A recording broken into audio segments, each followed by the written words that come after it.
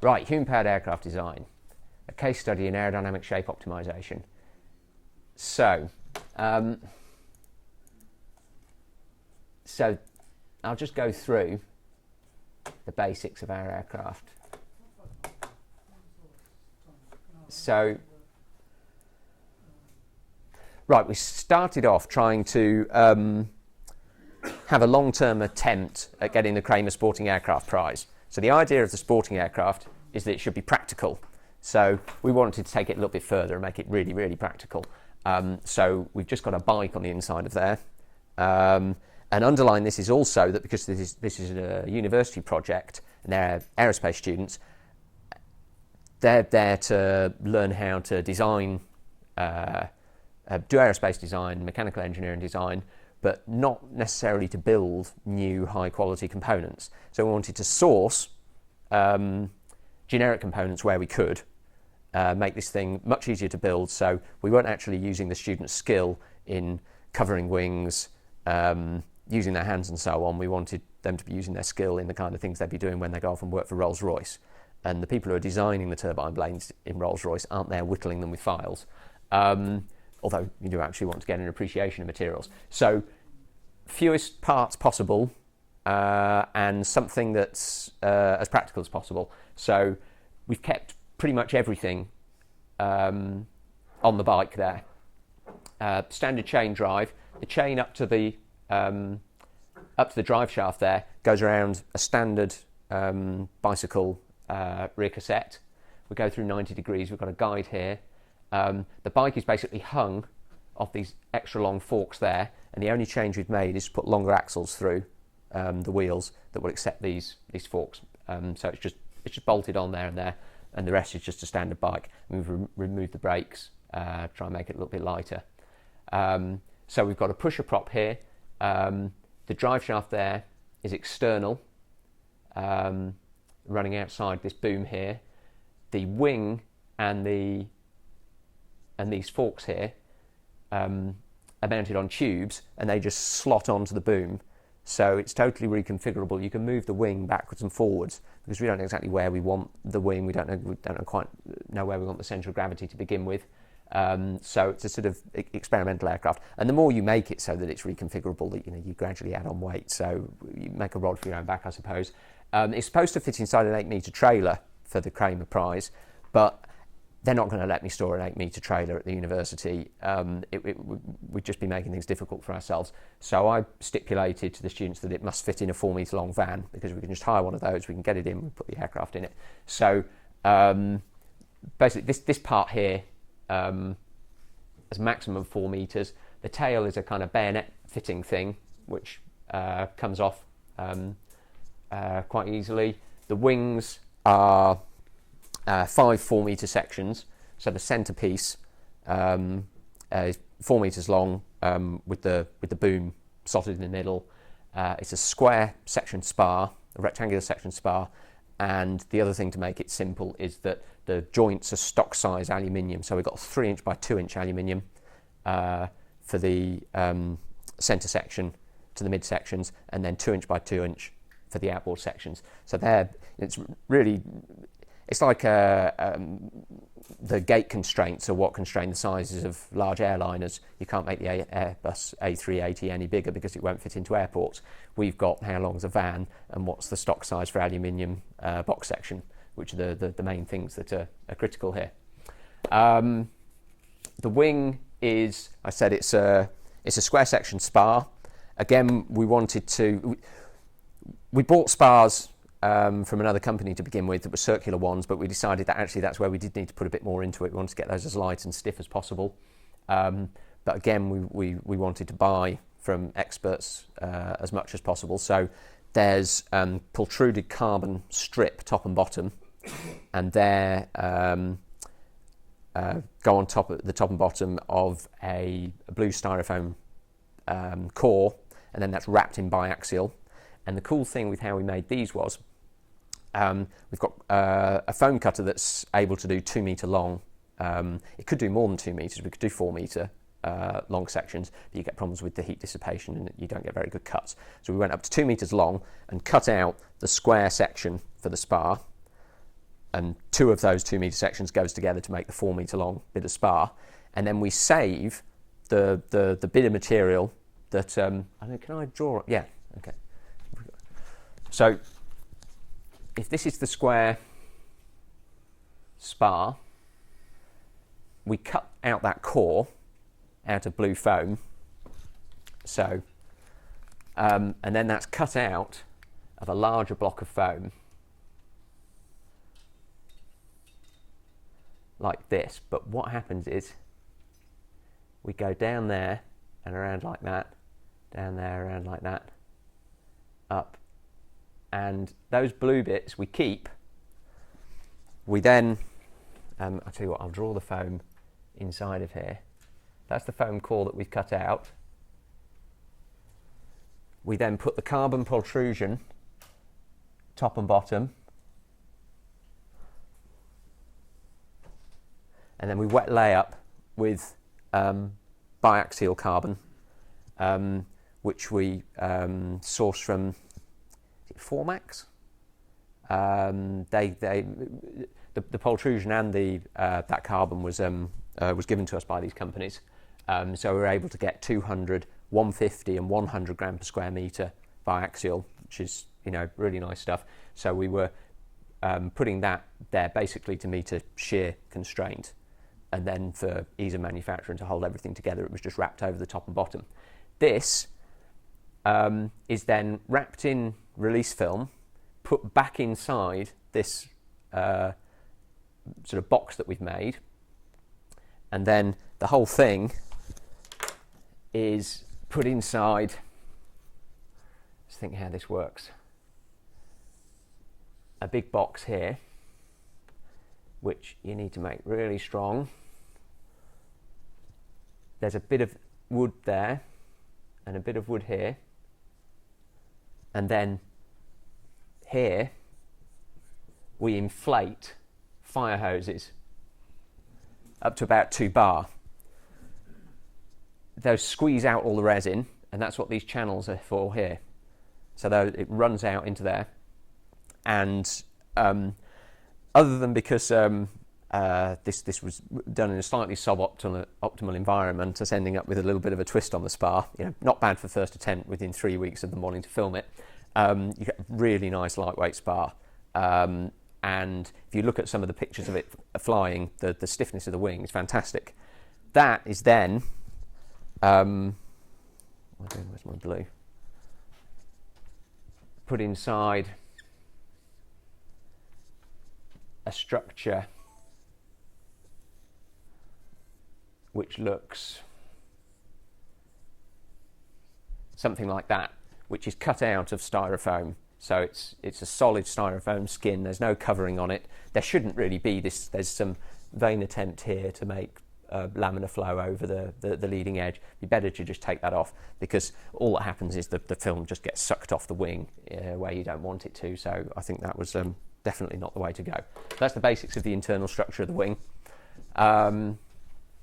Tail, a bit more conventional, far too big, far too thick. We'd be much better off going back to that way of doing things. It's very delicate though, this.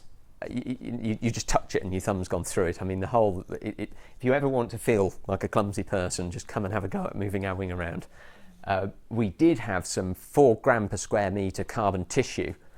Had to go at covering it with that and then putting epoxy on, but we just haven't managed to get enough epoxy out of it yet. The test sections that we've done are beautiful. You polish them up. If we ever want to get these things up towards the 100 mile an hour airspeed, this is going to be the way to do your wing. But as you can see, we're very much on the leading edge of the drag curve there, the power curve. It's just too heavy. This is designed to go at about 30 miles an hour. He's pedaling like buggery there, putting out about 750 watts at that time, I would say. If we could get the weight down, this would just tilt forward a bit, and we'd really be somewhere. What we are doing at the moment is, because we've got this slight twist on the spar, we need to actually have a bit more wriggle room with the foam covering, and so that we can get the whole wing straight. And to get that wriggle room, we're going to actually essentially just multiply the whole wing by about 1.15. the Reynolds number will essentially all be the same. It'll be flying a little bit slower. We'll keep the wing design, so we'll keep the airfoil design the same. We're just going to have a bit more area. At the same time, we'll drop a bit of weight. So hopefully we'll turn this this sort of ridiculous high-speed thing into something that's a bit more flyable, and we'd still be well within the bounds of being able to go for the sporting prize. I think the marathon one will probably need something a bit different in terms of the way the bike's oriented. Are you keeping? Would you be keeping the same aspect ratio when you say enlarging at 1.5? We won't. We will keep the span the same. Keep the span the same. Yeah. What is it, span and overall? 20. The weight. We don't like to talk about that. Oh, what was it? Oh, about 42 or something was that. It's it's a long time since we stepped on a scale. That's just from memory. Sorry, I avoided the scales. Yeah, but there we are. But I've lost 10 kilograms since last year, so I think if so we're already down. Okay, so what else there to say about it? So what's the chord at the moment, or mean chord on that airfoil? We're about 80, 85 or something at the root. So the way I'm just trying to think how much is in here about how we chose. You've got quite a bit of tape, haven't you? Yeah, so but if you look here on this figure, you can see the stiffness of the wings. So we've got flying wires there to the 2 metre out point, and that's really just to keep the fuselage upright. And because we haven't got the wing fixed in place, once we've decided where the wing's going to go, we can put shear pins through, and we can probably do away with the flying wires. But they just make everything just so much easier, don't they? They're also good for handling as well. Yeah.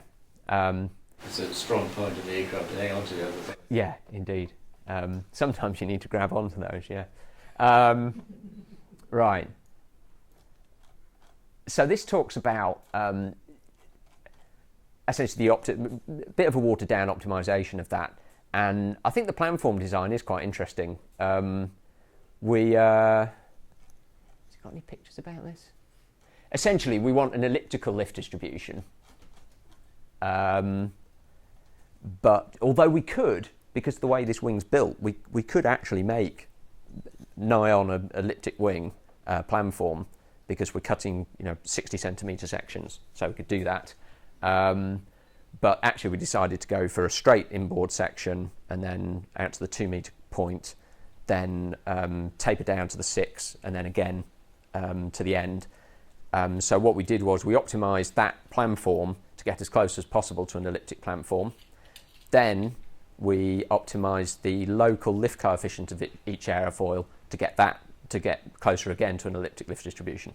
So of course you can if you're going to have a constant lift coefficient aerofoil, you need an elliptic planform, but you could have a straight planform and have an elliptic local lift coefficient. So we've done a little bit of both. So the lift coefficient of the aerofoil changes throughout the wing. We've got a bit of a bolt. Are you doing that with airfoil or with angle of attack? Aerofoil. And then you get the thing where you do want to actually have a bit of washout on there. So there's a constraint on the angle of attack at the tip being like a degree less than the one at the midpoint. So what we do is we optimise the airfoil at the root is a little bit weird because it's got to encompass the tube and that the boom's going to go through. So that's a bit silly and fat. So the one that we optimise at is the one at 2 metres out. So yeah, somewhere around about there. Then we start from that point and we do a local search to then find that aerofoil there, and then the same for there, and then there, at each point, just perturbing the aerofoil that we started with. It's a nice point too, because it's just on the boundary of your diameter of your prop. Yeah. So you're getting the airfoil air changes in that cone of your prop. Mm. Do you assume laminar flow or surface flow? We assume in the code we assume a surface roughness and a kind of purity of airflow. In Mark Dreller's code in the E to the 9 method, I think that 9 is how good the flow is going to be, and 9 is a pretty good wind tunnel. But if you're on a clear day in a sailplane, you could do E to the 11. All of these codes have various fudge factors in there. Once you get into boundary layer codes, I don't write those. Well, I don't know, maybe you do. Anyway, so Well, it was just that you saying you weren't putting any, you were having foam on the outside with no. yeah. If I go down to the pressure distributions, you'll be able to see that we do essentially assume a bit of laminar flow. So this goes through and tries to design a NACA aerofoil for the aircraft. It does a NACA 44XX, whereas changing the last 2 digits of a 4-digit NACA aerofoil. We then change all 4 digits of a NACA aerofoil. We then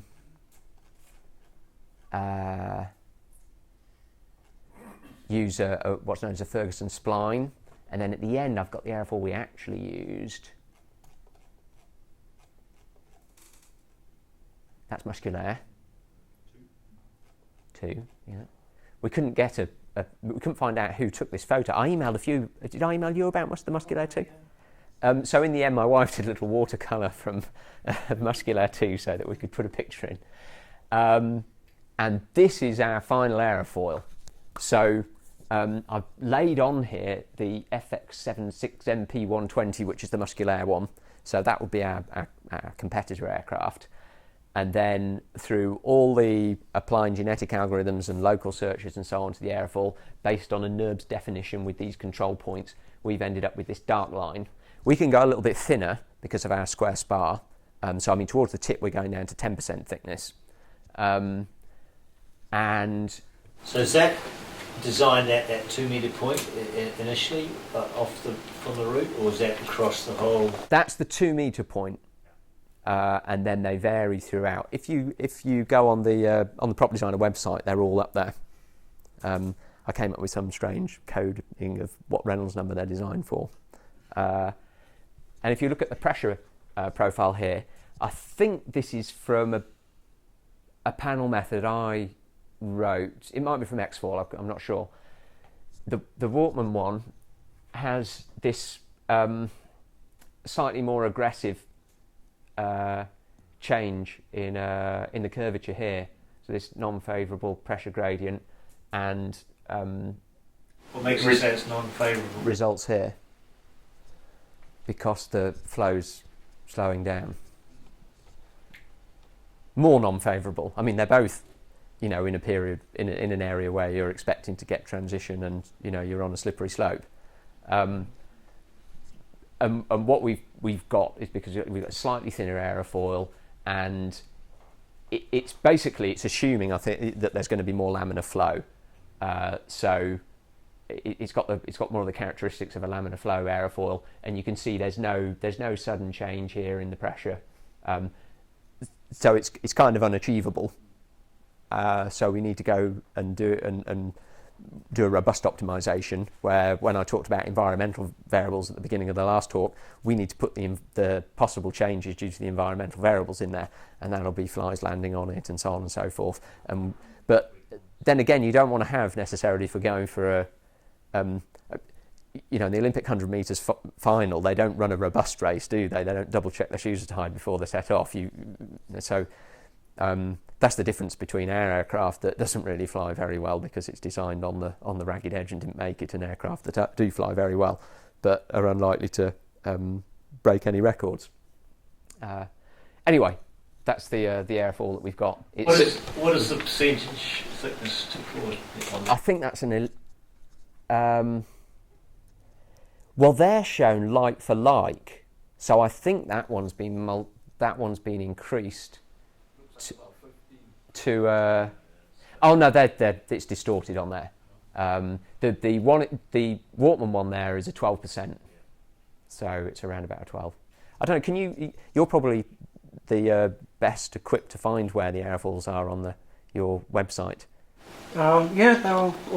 I find whenever I go on the website, I think, which bit of it am I on at the moment? But if you typed it in, you'd be able to get there slightly more quickly than me, maybe. It should all be off the front section if I haven't realised. Oh, hang on a minute. Oh, this is a good bit. Okay. Hang on, no, we're just about done. This is a CFD of the prop wash. Does anybody remember the Bath aircraft that had really poor torsional stiffness in the boom? and it just twisted around, so it wasn't clear whether it was rudder or elevator they were applying. And our tail always just twisted a little bit at the end of each flight. We have actually got independent control surfaces, and this shows the pressure difference that you can't really quite see it in there, that you've got due to this prop wash. So, weather vaning the tail makes a lot of sense if you can.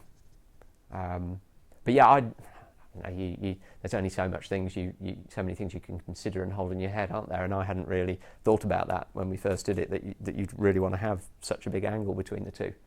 I can't remember what it is, but it's significant. How much would you Would be that gaining? apply to the vertical rudder too? Yeah. Well, you have to look at the drag slopes of those airfoils, and Versus easy construction. yeah, like I say, ours though, we do actually have two independent surfaces, so we can go with that. But like I said, the tail's too big and clumsy on our aircraft really anyway. But some aircraft, they don't have enough rudder authority. Oh, we know. Right. We've been working on it. Yeah. Anyway, because people are obviously interested in different airfoils.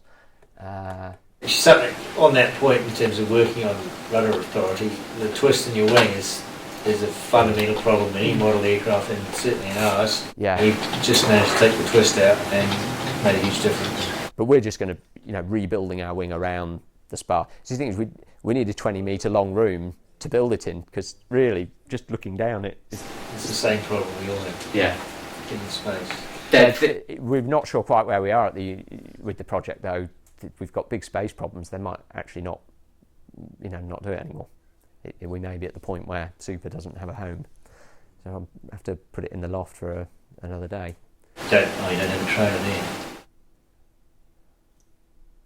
Yeah, I mean we could store it. Yeah, we can store it, but we can't at the moment. We haven't got anywhere where students can work on it. So That's true. there we go. So the first two numbers are the design CL multiplied by 100, second two the thickness in percent, and last two the Reynolds number. So we've got 14 and 11. Yeah, 14, so that's where it needs to go through the spar, 11, 9 and 10. So that's slightly odd because we've designed it to go around this 2-inch by 2-inch joining section. So if you look at how different they are, so well this is the first one that we optimised. Is the picture is that it, the picture at the top? Yeah. Or is that right? Okay, I'm never sure if it's just that's the airfoil background or whether that is. They are all, at least I stick it through a program and hopefully it comes out right. So that's what we were looking at a minute ago. If we go to the root section, really quite odd to get round the spar, and it changes from that section to the one you just saw in a metre, moving out from the centre of the wing. You find most aircraft have something always a bit wide at the root. Yeah. And going through a fuselage joint. And then just a gradual change from the first one I showed you, but really moving down to a very thin section. So if you think about that, and then the film sort of bubbling off it a bit when we flew, and then it flying along like that. I mean, we were way off optimum flight conditions. So I feel we can get quite a bit more out of it. And then, and you see these, so at each point you're putting in a different lift coefficient. So what were your numbers again, John? That's the meaning of the numbers?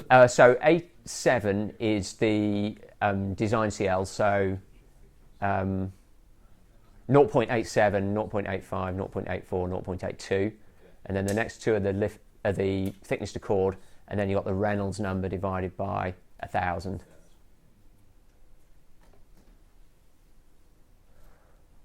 There we are. I could probably leave it there. Once again, thanks very much.